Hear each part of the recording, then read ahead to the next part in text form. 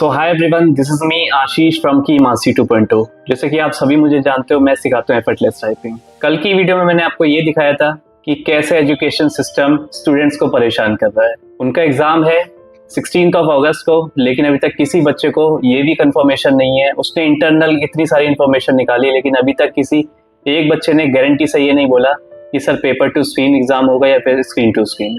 तो इसी चीज को मैं आगे बढ़ाते हुए कुछ पेश करना चाहूंगा आपके आगे, ध्यान से सुनना। तो स्टार्ट करने से पहले सबसे पहले तो मैं एजुकेशन सिस्टम को धन्यवाद बोलना चाहूंगा और स्टार्ट करना चाहूंगा। एक और बात मैं आपसे कहना चाहता हूं, जब ये पूरा सीन हुआ तब बच्चों की कंफ्यूजन मेरे सामने आने लगी। जब बच्चे मुझे कॉल करके अपनी परेशानी बताने लगे तो मैंने सोचा चलो एक बार गूगल पर बॉम्बे हाई कोर्ट के बारे में सर्च करके देखते हैं। मैंने गूगल पर सर्च किया बॉम्बे हाई कोर्ट और मेरे सामने जो रिजल्ट आया मैं उसे पढ़कर आपको सुनाता हूँ। Bombay high court is one of the oldest and highest ranking courts in India, serving as the official high court for the states of Maharashtra and Goa as well as the union territories of Dadra and Nagar Haveli and Daman and Diu. Established on August 14th, 1862. Its principal seat is located in Mumbai, formerly known as Bombay. मतलब एक ऐसा high court जो भारत के सबसे पुराने और highest ranking courts में गिना जाता है, जिसका इतिहास 1862 से जुड़ा हुआ है, जिसकी एक बहुत बड़ी इंस्टीट्यूशनल रेपुटेशन है। और आज 16 अगस्त को टाइपिंग एग्जाम है, लेकिन आज भी हजारों कैंडिडेट्स के मन में एक बेसिक सवाल घूम रहा है, sir exam paper two screen होगा या स्क्रीन टू स्क्रीन। और यही से मेरी आज की बात शुरू होती है। तो आज मैं किसी कैंडिडेट को डराने नहीं आया हूं, आज मैं किसी स्टूडेंट को एग्जाम छोड़ने के लिए नहीं कह रहा हूं, आज मैं किसी के खिलाफ स्टूडेंट्स को खड़ा करने नहीं आया हूं, आज मैं सिर्फ सवाल पूछने आया हूं और साथ ही एजुकेशन सिस्टम को तहे दिल से धन्यवाद बोलना आया हूं। हाँ, बहुत बहुत धन्यवाद, क्योंकि जैसा सिस्टम शायद कंपटीशन को कम करना चाहता था वैसा ही हो रहा है, या यूं कहूं उससे भी अच्छा हो रहा है। पहले एक कैंडिडेट दूसरे कैंडिडेट से कंपटीशन करता था, एक दूसरे से आगे निकलने की कोशिश करता था, लेकिन सिस्टम ने सोचा नहीं, ये काम कैंडिडेट्स पर क्यों छोड़े, हम खुद ही कर देते हैं। पहले कैंडिडेट को अपने कॉम्पिटिटर का कंपटीशन कम करना पड़ता था, अब सिस्टम ने ये काम और भी आसान कर दिया। अब कैंडिडेट को कैंडिडेट से नहीं, इंफॉर्मेशन की कमी से लड़ना पड़ता है। पहले बच्चा टाइपिंग करता था, स्पीड बढ़ाता था, एक्यूरेसी बढ़ाता था, मिस्टेक कम करता था, हर दिन खुद को इंप्रूव करता था, लेकिन अब जिस समय बच्चों को अपनी टाइपिंग पर ध्यान देना चाहिए उस समय वो पूछ रहा है एग्जाम आखिर होगा कैसे। जिस समय उसे सिलेक्शन के लिए तैयार होना चाहिए उस समय वो इंफॉर्मेशन के लिए इधर उधर भाग रहा है। वाह सिस्टम, क्या व्यवस्था बनाई है। मेरा हर वो बच्चा जो हर टाइपिंग टेस्ट में 20 में से 20 या 20 में से 19 ला रहा था, आज वही बच्चा डर कर बोल रहा है, सर मेरी मिस्टेक्स बढ़ती जा रही है, सर मेरी लाइन मिस होती जा रही है, सर मेरा कॉन्फिडेंस लो होता जा रहा है। जिसकी नॉर्मल मिस्टेक्स होती थी उसकी मिस्टेक्स और ज़्यादा होने लगी, जिसकी पहले से ज़्यादा मिस्टेक्स होती थी उसका कॉन्फिडेंस और ज़्यादा टूटने लगा, और जिसकी मिस्टेक्स बहुत ज़्यादा होने लगी उसने तो मन ही मन हार ही मान ली है। क्यों? क्योंकि उसके सामने एक साफ तस्वीर ही नहीं है। और कुछ बच्चे बेचारे अभी भी इस पूरे कंफ्यूजन से बेखबर है, क्योंकि वो क्या कर रहे हैं, अपना 100% दे रहे हैं। उन्हें लगता है मुझे किसी चीज़ से मतलब नहीं, मुझे बस टाइपिंग करनी है, मुझे बस अपना सिलेक्शन लेना है। वो ना किसी अफवाह के पीछे, ना किसी ड्रामे के पीछे, ना किसी कंफ्यूजन के पीछे, वो बस मेहनत कर रहे हैं। उन ना समझ बच्चों को क्या पता, यहाँ इंफॉर्मेशन उनके हाथों में नहीं मिलती, यहाँ अपना हार्डवर्क छोड़कर इंफॉर्मेशन निकालनी पड़ती है।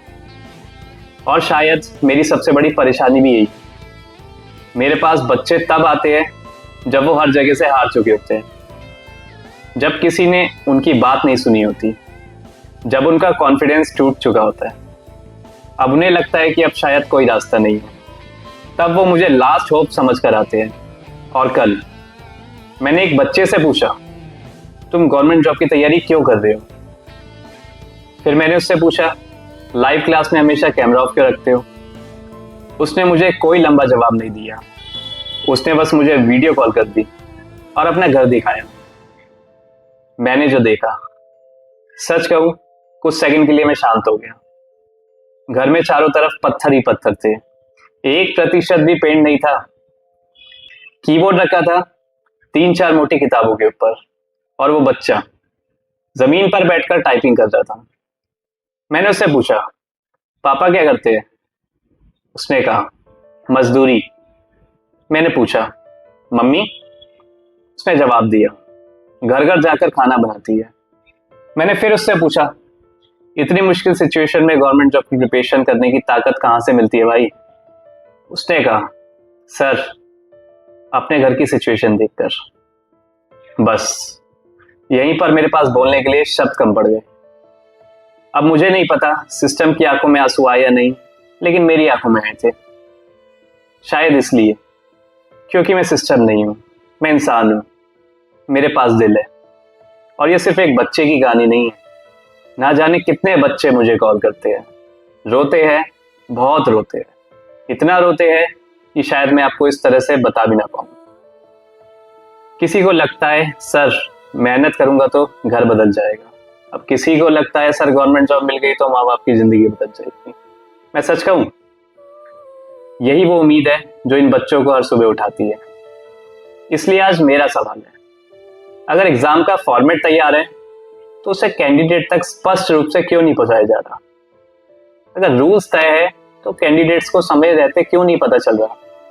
अगर कैंडिडेट से 100% की उम्मीद है तो कैंडिडेट को 100% क्लैरिटी क्यों नहीं मिल रही? क्यों? ये सवाल मैं पूछूंगा और पूछता रहूंगा। मैंने बच्चों से पहले ही कहा था, अगर एग्जाम पेपर टू स्क्रीन हुआ तो ठीक है, मैं उन्हें उसी के लिए तैयार करूंगा। अगर एग्जाम स्क्रीन टू स्क्रीन हुआ, ठीक है, मैं उन्हें उसके लिए भी तैयार कर दूंगा। लेकिन अगर कोई महत्वपूर्ण बदलाव है तो उसकी जानकारी एग्जाम के ठीक 3-4 दिन पहले मिलती है, तो मैं चुप बैठने वाला नहीं हूं। क्योंकि ये सिर्फ टाइपिंग एग्जाम नहीं है, ये महीनों की मेहनत है, ये 1000 बच्चों का कॉन्फिडेंस है, ये लाखों परिवार की उम्मीद है।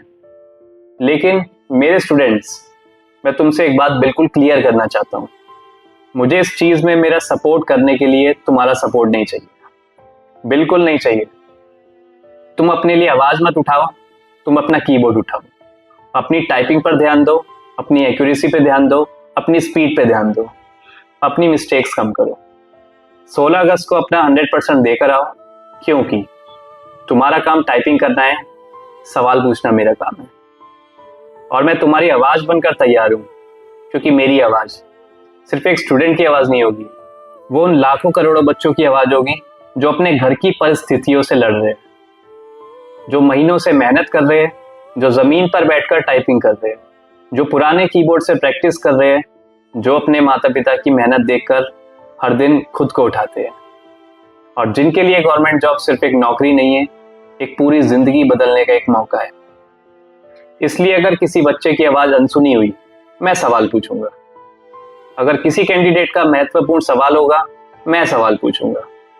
अगर किसी की मेहनत किसी आखिरी समय के कंफ्यूजन में फंसेगी तो मैं सवाल पूछूंगा, और आखिरी दिन तक पूछूंगा। लेकिन जाते जाते एक बार फिर एजुकेशन सिस्टम को तहे दिल से धन्यवाद कहना चाहता हूं। बहुत बहुत धन्यवाद। पहले कैंडिडेट से कंपटीशन करता था, अब कैंडिडेट को इंफॉर्मेशन से कंपटीशन करना पड़ता है। पहले बच्चे सिलेक्शन की तैयारी करते थे, अब बच्चे पूछ रहे हैं एग्जाम होगा कैसे। पहले बच्चा स्पीड बढ़ाता था, अब बच्चे रूल्स खोज रहे हैं। वाह, क्या शानदार व्यवस्था है। तहे दिल से धन्यवाद। इतनी क्लैरिटी देने के लिए धन्यवाद, इतना कॉन्फिडेंस देने के लिए धन्यवाद, और बच्चों को ये सिखाने के लिए धन्यवाद कि मेहनत के साथ साथ अपने अधिकारों और अपनी आवाज के लिए सवाल पूछना भी जरूरी है। लेकिन मेरे बच्चों, तुम डरना मत, तुम रुकना मत, तुम हारना मत, तुम बस अपना 100% दो। कीबोर्ड तुम्हारे हाथ में है, टाइपिंग तुम्हारे हाथ में है, मेहनत तुम्हारे हाथ में है, और तुम्हारी आवाज वो मेरे पास है। तो 16 अगस्त को एक ही चीज लेकर जाना, कॉन्फिडेंस, और वापस आना अपना 100% देकर, क्योंकि तुम्हारा सिलेक्शन सिर्फ तुम्हारा सपना नहीं है। किसी के लिए वो उसके माँ बाप की जिंदगी है, किसी के लिए वो उसके घर की दीवारों का पहला पेंट है, किसी के लिए वो जमीन पर रखे कीबोर्ड से एक बेहतर जिंदगी का रास्ता है। और ऐसे सपनों के लिए मैं आखिरी दम तक आवाज उठाता रहूंगा। जय हिंद। और आखिरी में जाते जाते थैंक यू एजुकेशन सिस्टम।